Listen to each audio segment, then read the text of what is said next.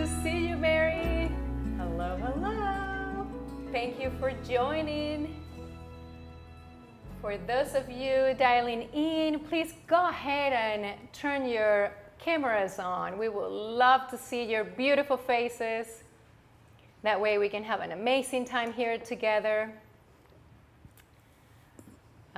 So we're gonna give everyone a couple of minutes here to dial in.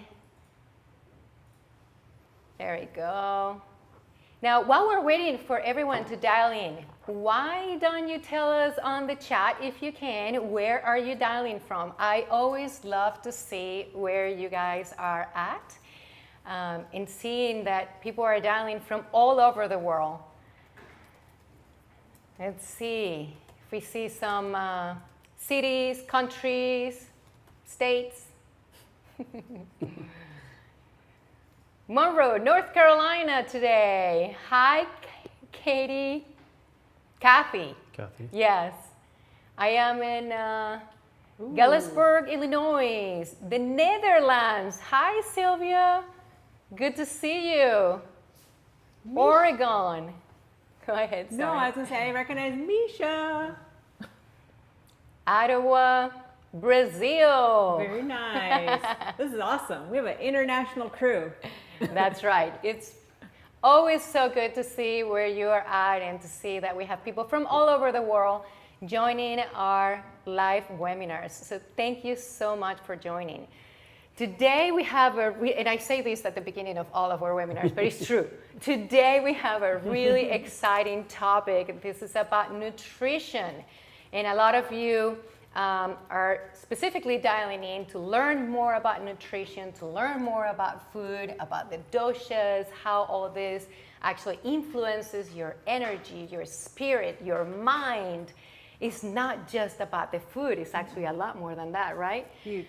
So welcome. I'm Sandy Viteri. I'm your Ayurvedic ambassador at SoHum Mountain Healing Resort. And as you know, we hold these live webinars once a month with different topics, and I always have the pleasure of having a different guest. And at this point in time, I have Sneha, if you wouldn't mind just introducing yourself. Sure. Well, welcome, friends. I recognize some, and some are new faces, so welcome.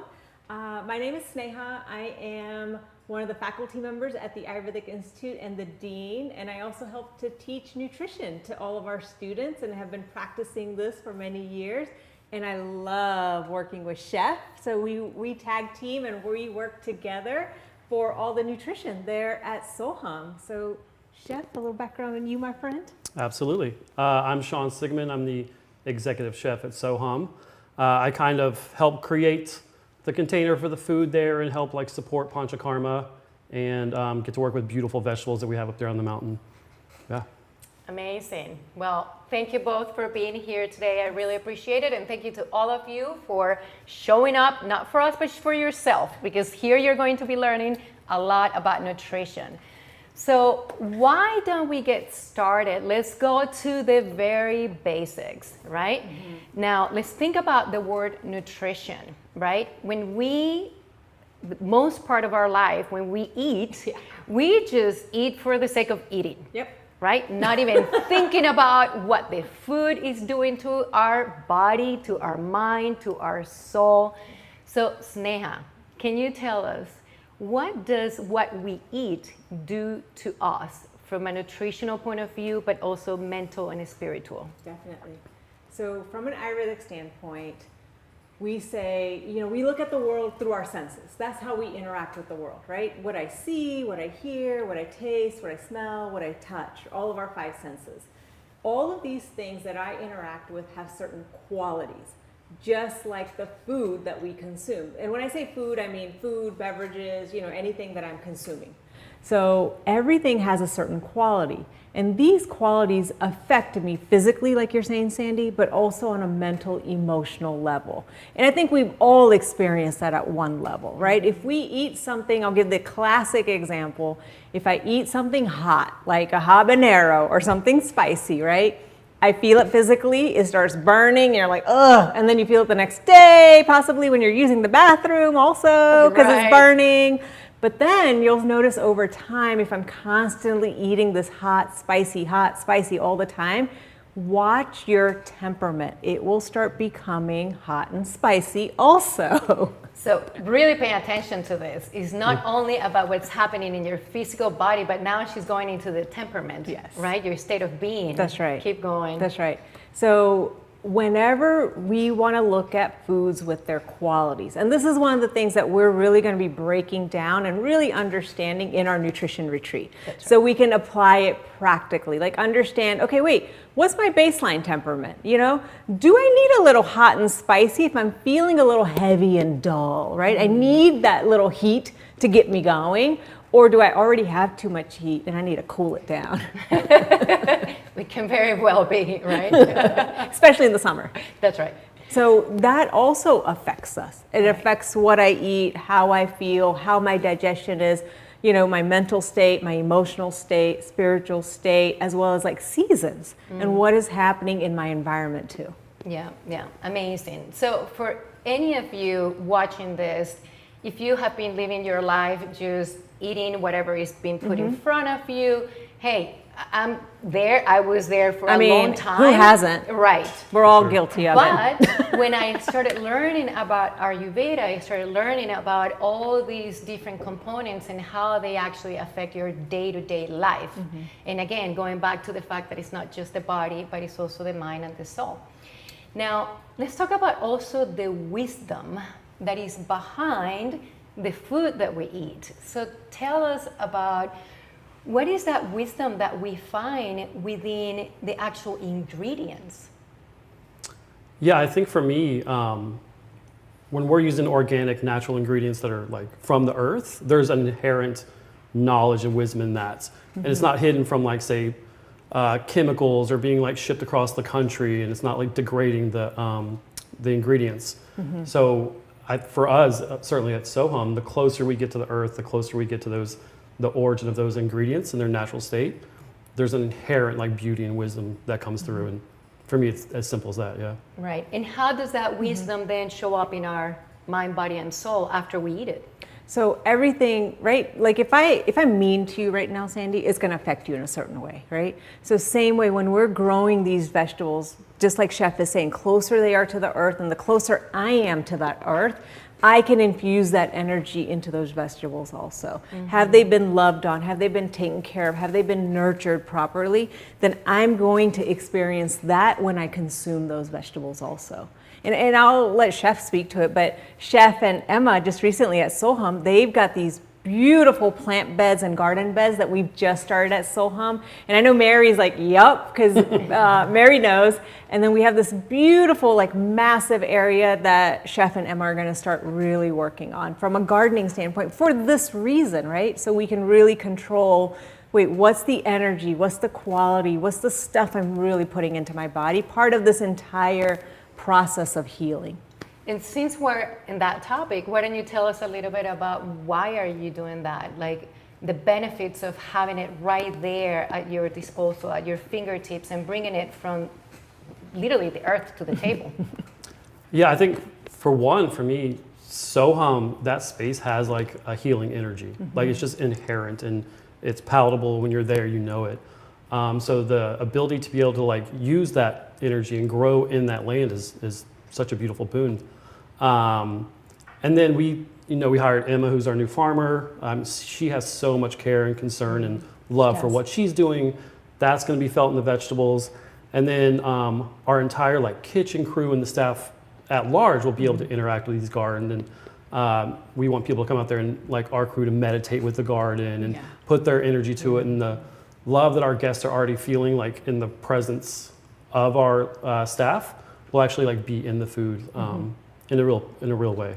Wow. So in my mind, as I hear you both talking about this, I now see like what our relationship is with food, what our relationship is with the products that we buy, and where do we buy them, where do we source them from. And now you're saying, okay, everything is going to be here in our own garden, and we're going to be able to bring it to the table. So I would like for all of you to start thinking, because that's the whole purpose of this, right? So I want you to start thinking about, where do you get your groceries from?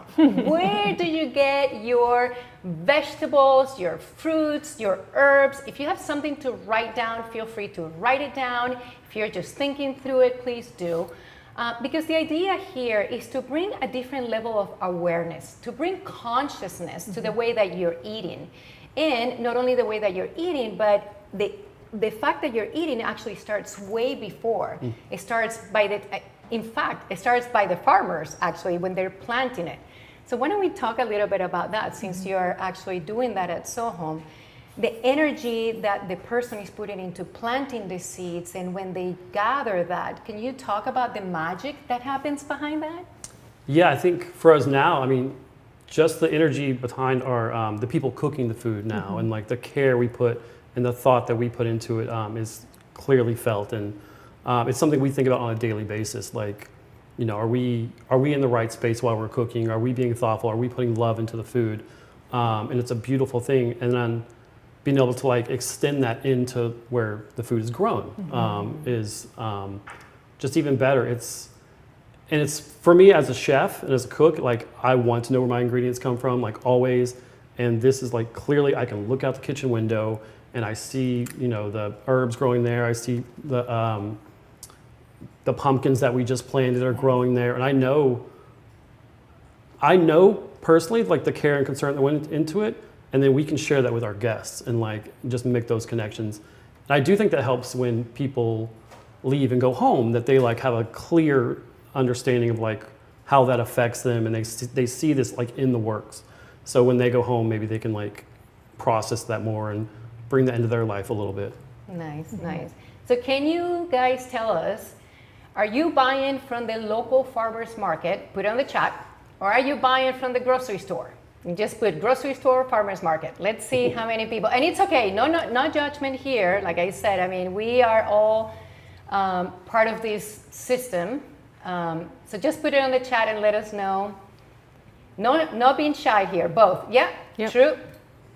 I'm actually one of them. There is some things that I buy at the farmers market, right? It's like, I think all of us.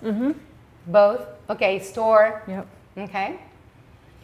So one of the things that I experienced recently, I actually now with Instacart, I went ahead and I ordered from Instacart. And all of a sudden, because every day that you learn, like these are seeds that we're planting, and every time that you hear someone talking about something like this, it's a new part of you. You're learning. Your level of consciousness is going up, right? It's getting higher. So all of a sudden, for me, when I ordered from Instacart, I felt like, oh wow, I felt disconnected. So I'm curious to hear from both of you, like, what are your thoughts with the, you know, different ways on how we have to get the products that we eat? You know, what do you recommend, and how do you feel about that? So, you know, I'm very practical, like you, when we lecture in class and with the students. I can give the theory, the ideal, but then I always tell the students, life happens. That's right. So how do we make the best out of that entire process? Like, you might be busy. You might have to travel. You might be a single parent. You might not be a single parent, but life is crazy for you. And in order for you to get your produce, if it gets delivered to you, great, fine. Better than not getting the produce, or even better than just eating frozen foods all the time, right? So I always say it's like a gradation. There's no right or wrong absolute in Ayurveda, and there's no judgment about it. It's just, who are you and where are you in life, and what feels manageable and sustainable for you in that moment. Does that make sense? Yeah. Like, yes, ideally, I'd have my own farm in my backyard, you know? Great, and I just go out there every day. But right now, I can't do that either myself. I do have a small garden, but do I get everything from my garden? No, right? Yeah. That's just the world that I live in and where I am today, you know? Yeah. And it's different for each person. Yeah. How about for you? Yeah, I mean, I totally agree. And for me, you know, I do eat a frozen burrito here and there. You know, I'll pick up something to go. But I'm planting a garden in my house currently, and like I don't really have time to tend with it. Saying I'm busy, and I even kind of forget about it. But a week ago, I harvested some mustard greens from my garden, and I ate them, and it was like such a joy. It was so clear that this is beautiful and tasty and vibrant. And I think for me, if I can find those moments of joy, like even if it's just like a small today, I'm going to do this. Today, I'm going to do this.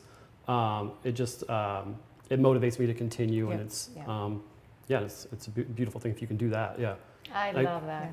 Yeah. I think the nice thing that Chef is saying is like, it's whatever it is, even if it's like literally one plant, right? That one plant is better than no plants. Right. So you don't have to have like these massive like acreage of like farmland to do it. Yeah. You can literally do it in one little pot. It doesn't matter, and it's doable, right? The whole thing is don't make it intimidating for yourself. Otherwise, we'll never do it. Make it easy, make it approachable. That's my philosophy in anything. Yeah.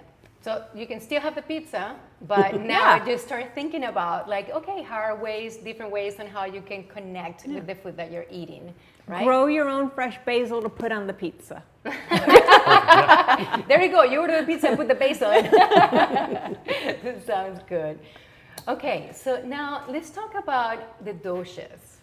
If we can just go over the 3 different types of doshas. Just give a brief in case that anyone here doesn't know what the doshas are.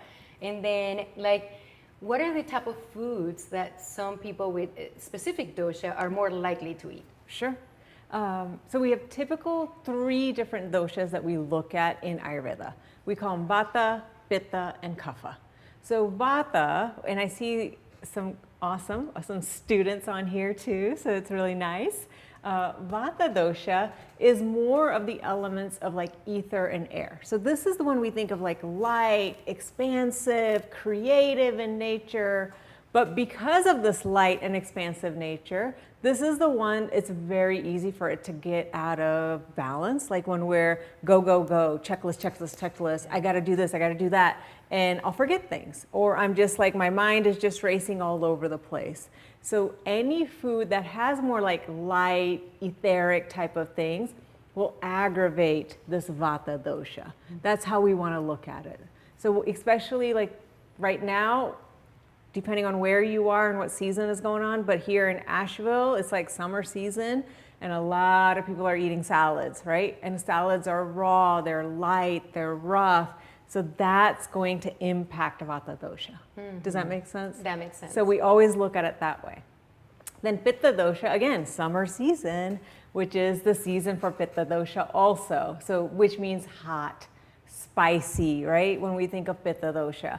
This is the individuals that feel when it's out of balance in their digestive system, they might get like heartburn or acidity or rashes and breakouts, like heat kind of manifestations. So individuals that have this, right, may want to be mindful and cut down on the spice so they're not adding more spice with the spice that's already existing within. No jalapenos for you. That's right. That's right. Take the seeds out if you're going to have them. And then Kapha is the last dosha. Kapha is more like earth and water, so it's very like grounding, nurturing, building qualities. So same thing, if I have a lot of Kapha in me and I keep adding foods that are more grounding, heavy, and building, I'm going to keep increasing Kapha dosha. So that's how we look at these 3 doshas in a very simple way right now. Incredible. And I also thank you for sharing all that. Hopefully by now you're like identifying yourself with one of these doshas or maybe all 3, right? A little bit of each. And also depending on the time of the season, which actually leads to the next question. So would your dosha change depending on the time of the season? Your imbalance of your dosha will change. Okay. So for example, all of us, like everybody on the screen, all of us, everybody, we all have Vata, Pitta, and Kapha within ourselves. We all have it in different proportions, the different qualities that manifest for each dosha is different, and that's what makes each of us unique. Like we don't all look identical or sound identical or anything, right? That's what's making us all unique. So I have that baseline within myself, how much Vata, Pitta, and Kapha I have. And so do you, and so does Sean.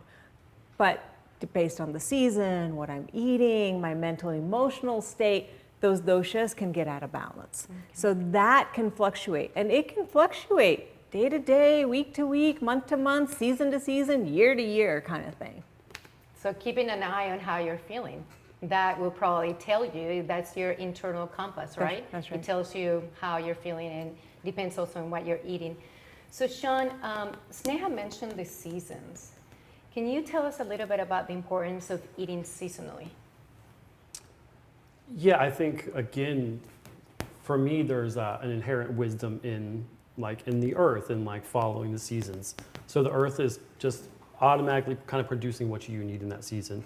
We're going into summer, things are more watery, more light, and that's things we need. And I think once you start going against that, if I'm eating pumpkin right now, it's very heavy, right? And it'll weigh me down. I want lighter energy, so going into like summer squashes and then maybe even a little peppers or something to like give more energy when there's like so much heat outside. And for me, like, it's a very intuitive thing that like, and I, obviously you can tell I'm very grounded in the earth and the seasons, and like that's my life. Like vegetables are my life. So that's like just my compass that I follow. I'm gonna try to rub on hands to see some of Exactly. it. Exactly. Sure. Sorry, keep going. I didn't mean to interrupt. Not at all. Yeah. And again, like everything coming out of the earth right now is lighter, and when we connect the earth, like the earth is here too. Like we evolved with the earth, we evolved with the seasons. It's here to like hold us and sustain us. And again, I just follow that inherent wisdom.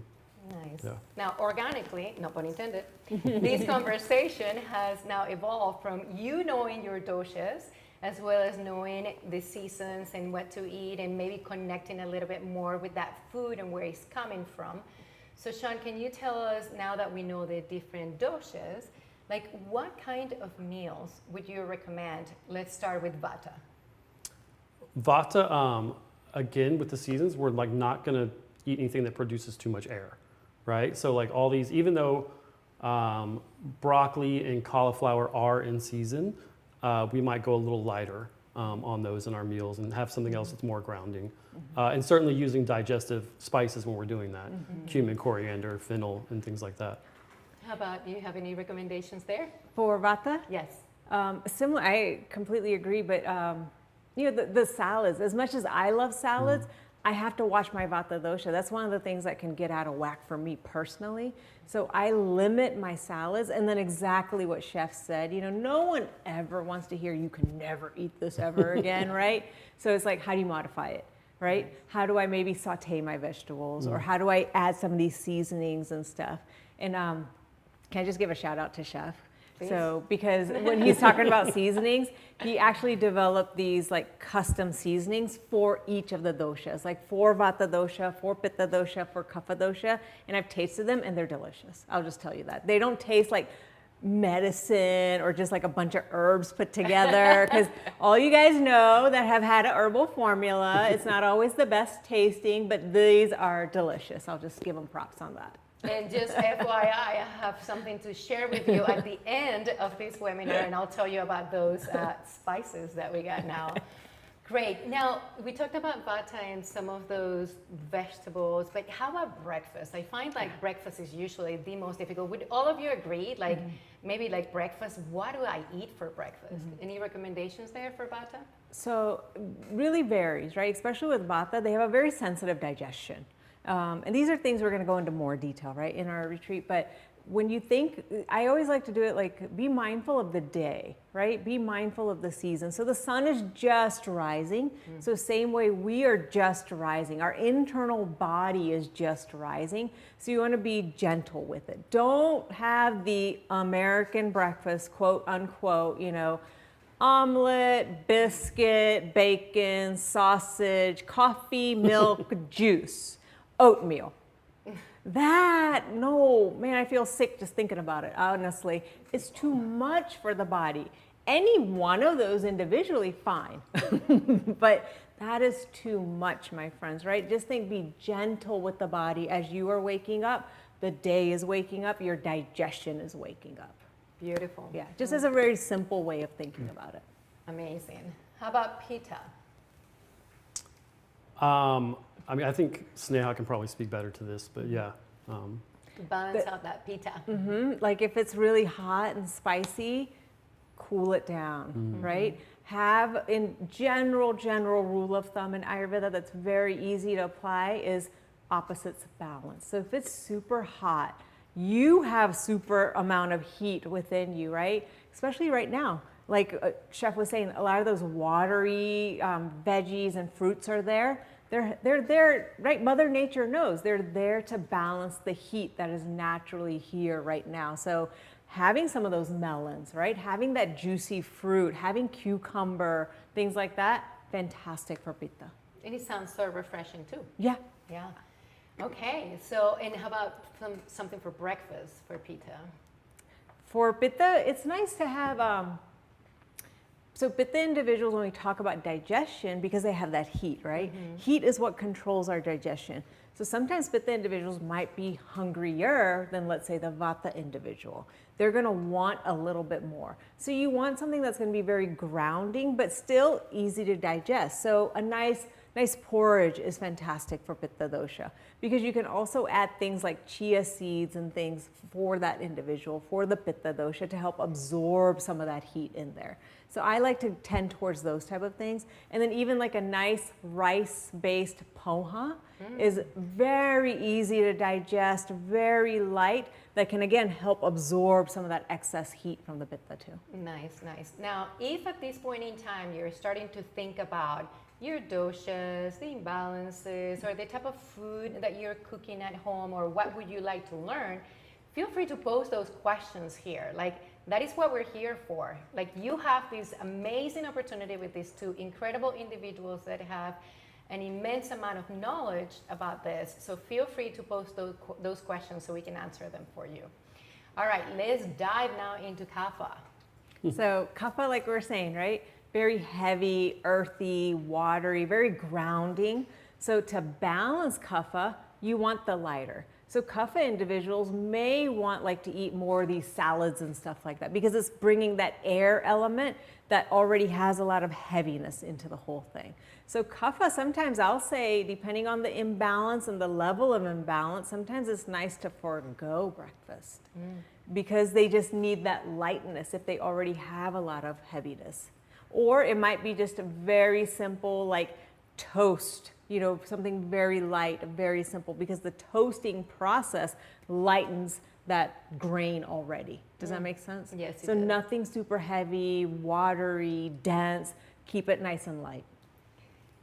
You're bringing an amazing point, which is not only what we're buying and what we're eating, but the process by which the food goes through may have a different impact. Like, you can eat the same product, the same vegetable, but if you eat it in different forms, it may have different effects in you.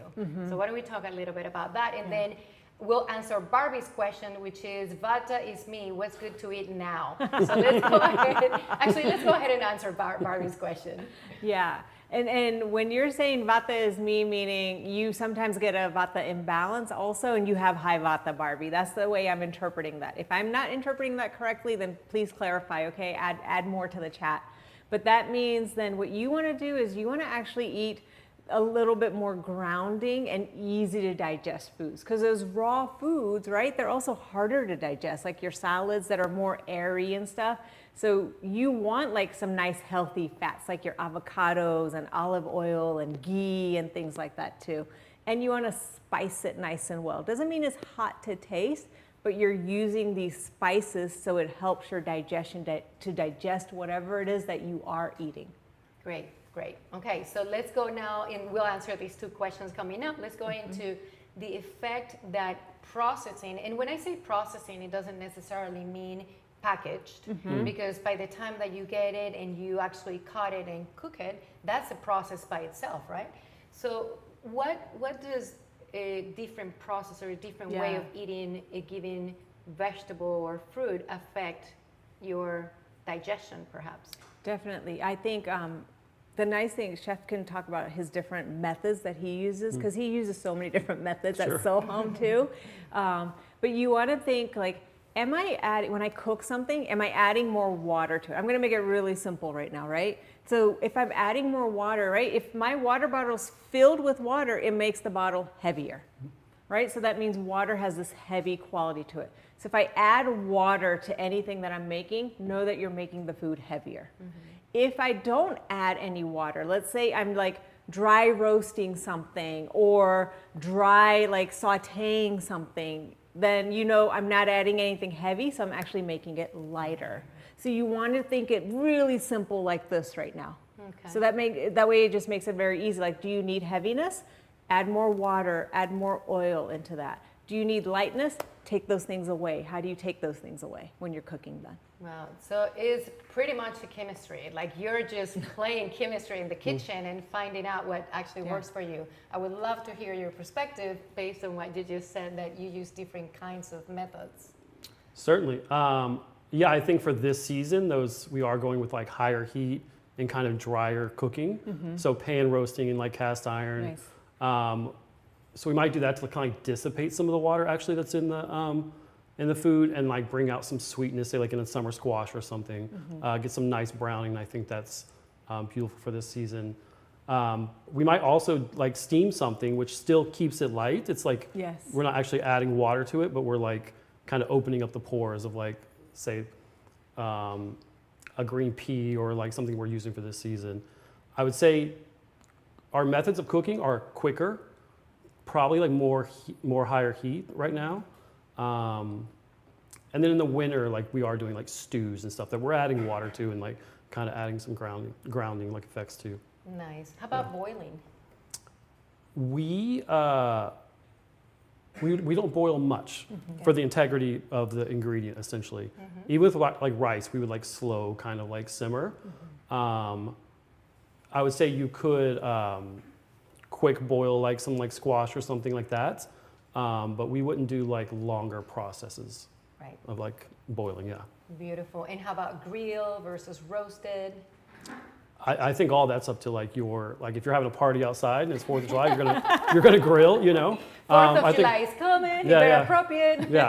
I think both those methods are great and perfect for the season, Amazing. Now, do the ingredients or the vegetable or even the herbs lose some of the vitamins and minerals when they are cooked in any of these different ways? Yeah, no, it's a great question. I think when you overcook something, yes. Like, you know, when you see the produce, whether it's from your garden, farmer's market, grocery store, wherever, like it has this beautiful vibrancy and color to it. Then I start cooking it. The color and vibrancy is still there. But then sometimes you see those vegetables that look kind of like grayish, brownish, dull, that vibrancy, like let's say it's a green veggie, right? Green spinach or whatever.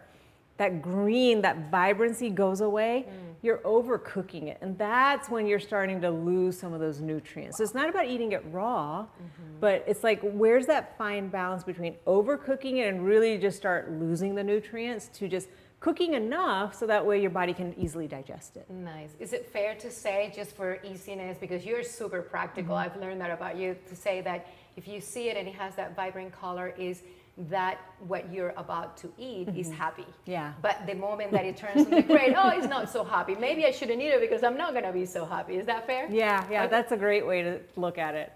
Great. Awesome. So I'm going to ask Chris to see if he can actually roll up a little bit so we can go back to those questions. Beautiful. Thank you so much for asking. I think there was a Melina question. It was the last one that we didn't address. There you go.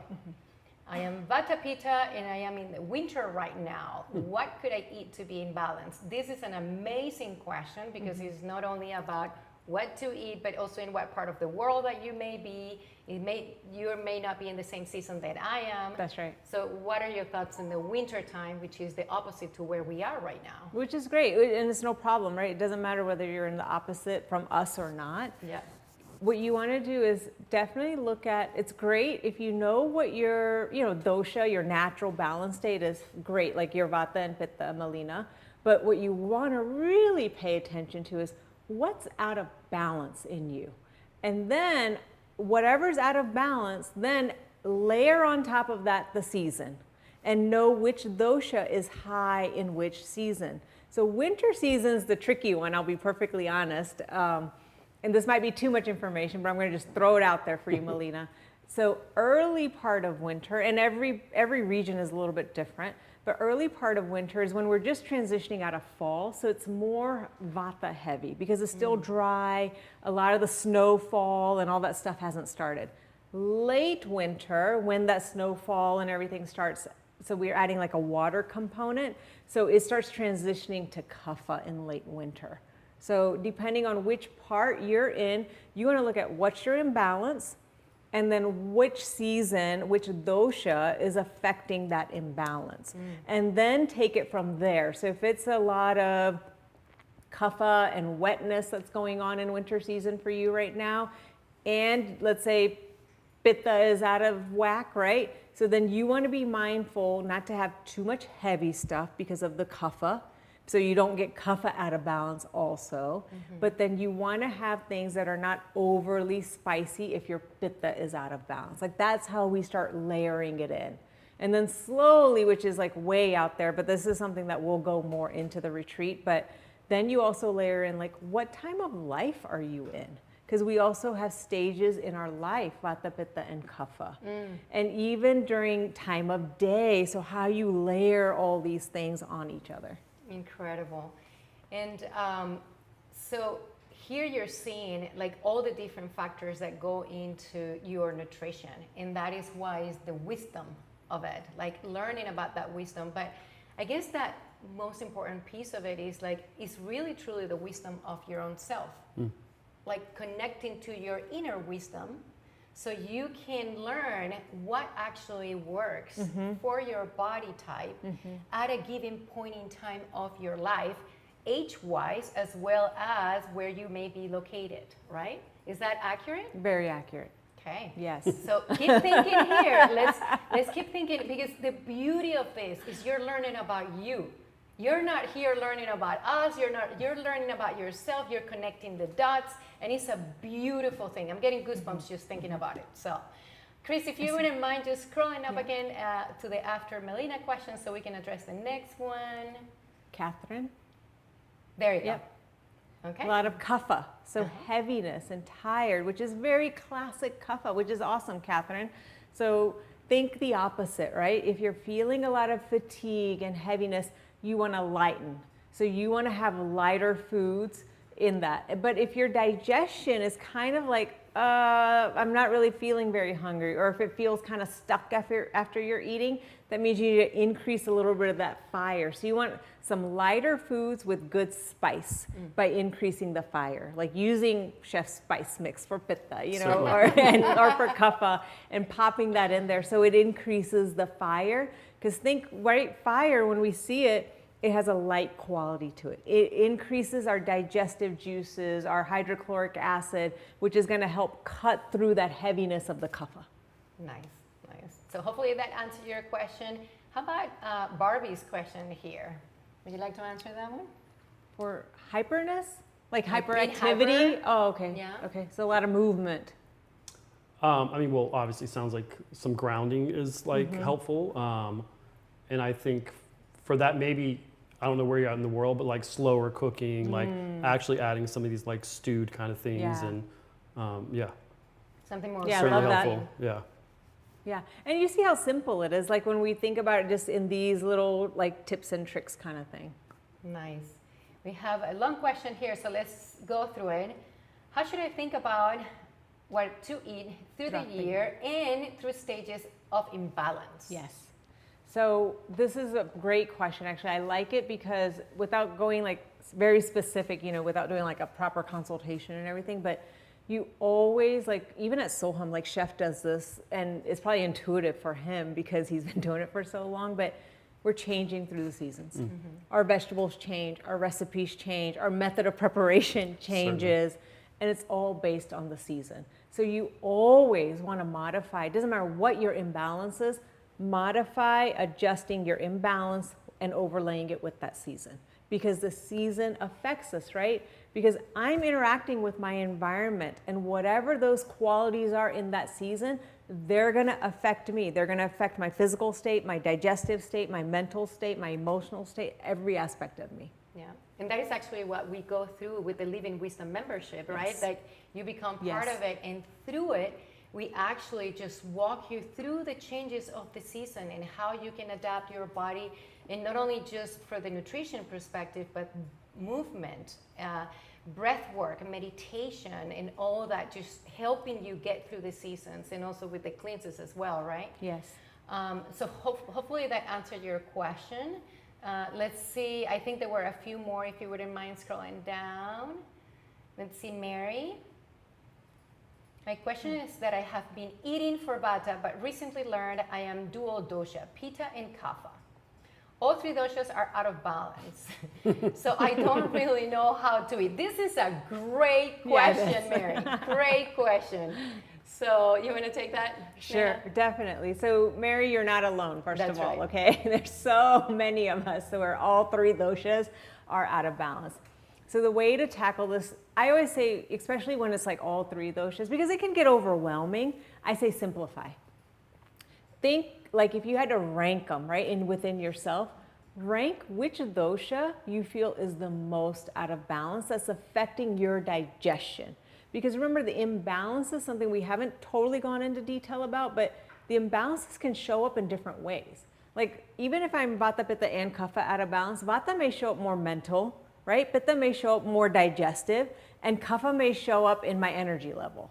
So look at it from, okay, which one is really affecting my digestive system? And then we can take it from there. Then think about like the opposites balance and what season you're in, just to help simplify it. Does that make sense, Mary? Awesome. And it's not unusual also to see people that are tridosha, right? A lot, Yes. a lot. Yeah. And another thing is, we here love the fact that all of you, most of you know your doshas. Yeah. That means you are already thinking Ayurvedically, right? So that's a great sign. Let's see, Barbie was asking about boiling. So what do we mean by boiling? And what I mean is like when perhaps you're boiling potatoes to make your mashed potatoes. I'm not going to assume that everyone here is vegetarian. So maybe you're boiling eggs or whatever it is that you're boiling. Or to chicken, right.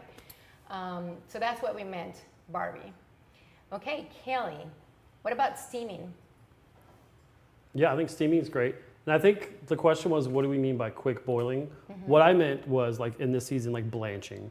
So you're not in the pot boiling for like an hour or something, like peas, any of these greens, you can blanch them quickly. Just to finish that question.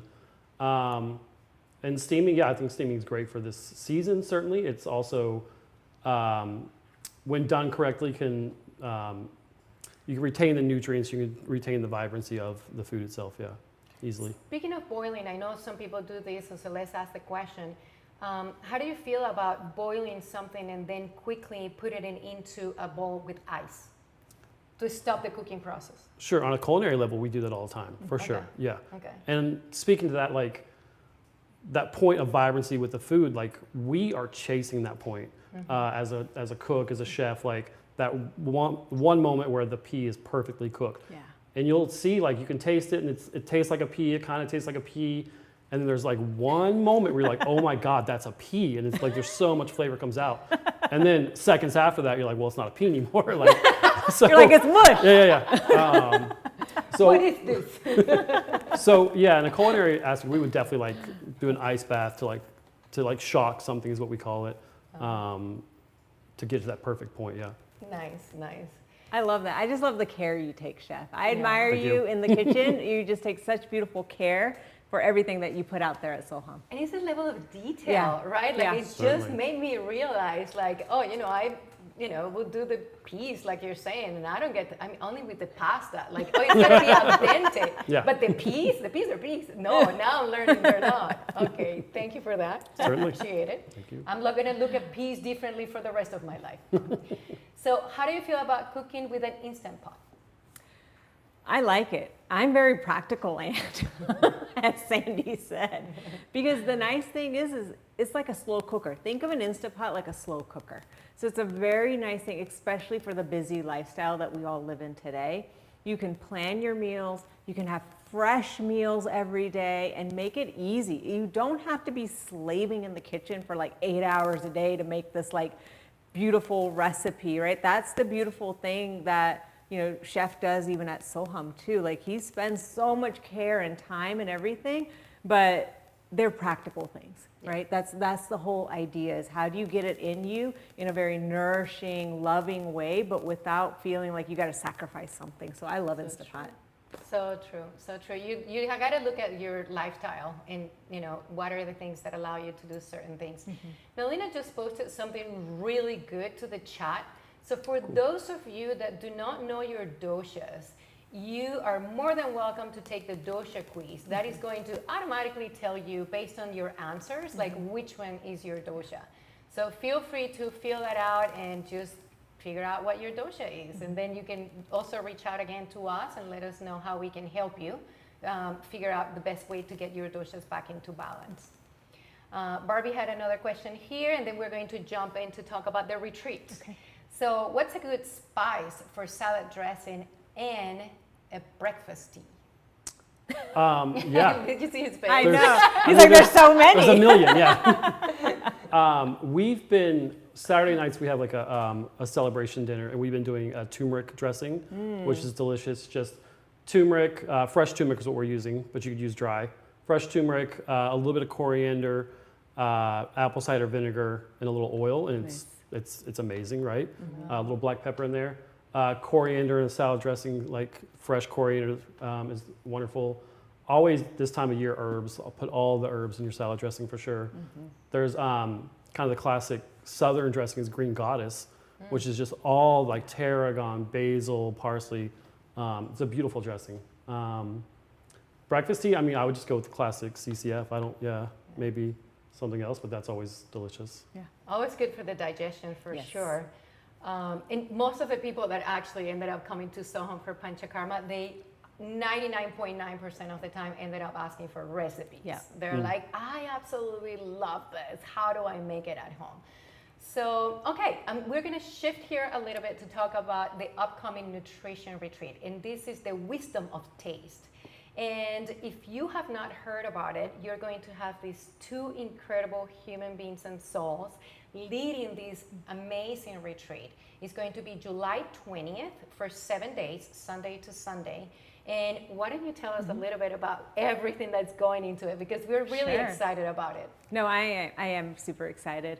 So first, from this dosha concept, right? We're going to give a consultation to anyone that attends the retreat. So you really understand what is your dosha, what is your baseline, balance state, where's your imbalance state. So then when you arrive at the retreat and we're actually going through everything in nutrition from an Ayurvedic perspective, you can practically apply it to yourself. So when you arrive, then we're going to have educational sessions, and everything's going to be led by Chef and myself. So we're going to be talking about it so you understand it, but then even more important, we're going to actually do it together. We're going to cook together. You're going to see it. We're going to create recipes together. We're going to eat together. So it's going to be amazing. And then part of the process too, right? Just so you guys can also relax and see the healing experience through food and herbs, from eating and digesting and making things, but also how the different herbs work from medicinal aspect as well. So you'll also get treatments while you're there too. All of our Ayurvedic treatments, like with the herbalized, warm oil massages with 4 hands, just gracefully going through, all the beautiful massage strokes and everything. So you'll get to experience those things. We want it to be a full whole body healing. So you'll have other sessions with breath work and yoga and homa ceremonies, which are fire ceremonies essentially. So there's a variety of things, this entire thing, morning to evening, where we're just kind of holding you, but you're learning and we're doing it together. That's the fun part.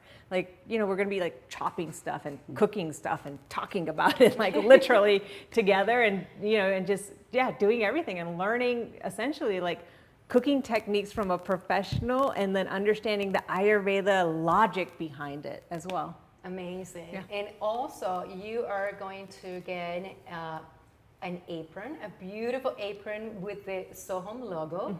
You're going to get the spices especially made by Chef. So why don't you take this opportunity to tell us about that amazing project that you have been working on, creating these spices? So we have these 3 beautiful churnas specifically for each dosha. So Pitta, Kapha, Vata. And they're each each spice blend basically supports that dosha. Like, so for Pitta, for cooling, there's spearmint and coconut and coriander. Kapha has like some chili in it, tons of cumin, and then the Vata, there's turmeric and Hing, exactly, hing, and some black salt that like is really good for that digestion. And like Sneha mentioned, they're perfect for your doshas, but they're amazing in the culinary aspect. I mean, each one of them you could put into a salad dressing, you could use as a marinade, and use for grilling. And I think they're just so versatile that you can use kind of like in any setting, and even, you know, mix and play with them even in like one meal, you know. Yep. Yeah.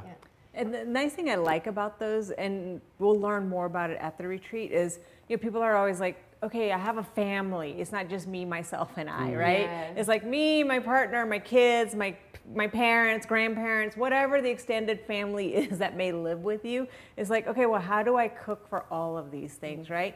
And that's where these jurnas and stuff really come into play. And this is how you start modifying as a family. So you're not cooking like 10 different meals every time. Yeah. You're making one meal, but how do we start balancing it for each individual in the family?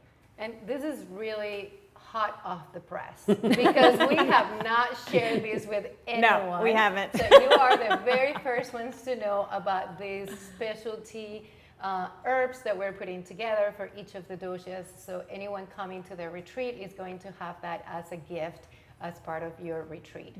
Now, can we talk a little bit about like the actual sessions? When you're there, what to expect when you are going through like the cooking classes? I know it's going to be a lot of hands-on. So is there like a lecture part of it and a practical part of it? Like, how is that going to work? Yeah, we'll have both. Well, it's going to be like what you said, just very practical and relevant. And we want you to actually walk away understanding definitely yourself and how you need to eat, but then even like for your family. You know, let's say if you're about the imbalance, we want you to walk away and understand all of that very clearly. But then what if your family is like Pitta and Kapha? You got all of it. So you're going to walk away understanding all the doshas, how to eat for them, how do you balance them. If you have multiple doshas, how do you layer on seasons? And it's going to be very fluid. Like there will definitely be like lecture and education piece, but we're actually going to be doing it. So like question and answer and practicalities and how do you modify this or what about that? Like lots of opportunity and constant interaction through the whole process. Nice, nice. Anything you would like to add to that? Yeah, I just say we're excited to invite everyone into our kitchen. We have a beautiful kitchen. We have wonderful chefs there, and same thing. We're gonna have a lot of fun. We want you to leave on the cooking side with like a base knowledge of how to work with these foods, and like really give you some like certainly recipes, but also just stable, like clear understanding of how to work with vegetables, with the dals, with all the things we're going to work with. I think it's a great opportunity for us, again, to bring people into our kitchen and have this intimate experience. It's going to be very intimate, very hands-on. I mean, we'll teach based like from like how well can everyone cut a vegetable? We'll start there, right? Yeah. And then we'll start cutting vegetables. What are different cuts? How do you like use a pan, right? We're going to start from ground one or ground level and then like just build from there throughout the week. Nice, nice. And I don't know about you, but like when I'm planning my like trip for the summer or vacation, I did this once. I went to Positano and I ended up like taking a cooking class. It was amazing. Nothing wrong with that. I absolutely loved it. But I would say it wasn't this level. I didn't learn anything about me. I didn't learn anything about the seasons. I didn't learn anything about the spiritual side of the food that I was actually intaking. So I think this is a really beautiful and different opportunity. Nothing wrong with going to Positano and having to Italian food. However, if you're really wanting to take your nutrition, your health to the next level, I think this is something that you should definitely consider because you're going to learn as much about the food as you're going to be learning about yourself and about your health. So if you want to take advantage of this, Melina actually posted the link in there. It's called The Wisdom of Taste.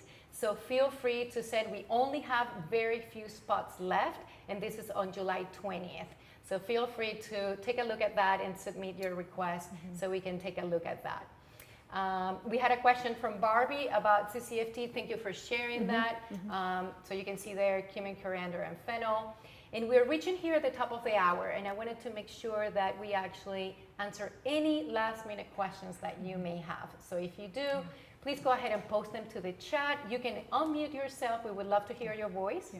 But yeah, and hopefully you found this educational, fun, entertaining, all of the above.